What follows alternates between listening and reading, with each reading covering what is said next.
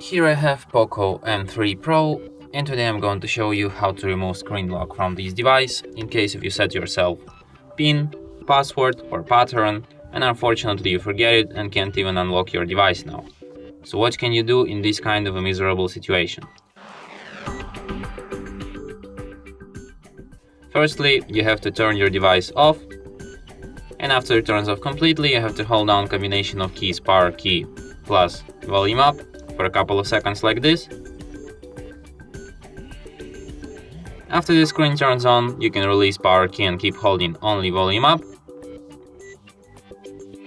Then, when this kind of menu appears, here in this menu you have to use volume keys to navigate and power key to select, and you have to select the second option, wipe data. Then wipe all data, then confirm, and after a few seconds all the data from your device will be erased with your lock screen password too. Then select an option reboot to system, and after a few minutes your device will be restarted. And that's it. Thanks for watching. If you find this tutorial useful, don't forget to hit that like button and subscribe to our channel.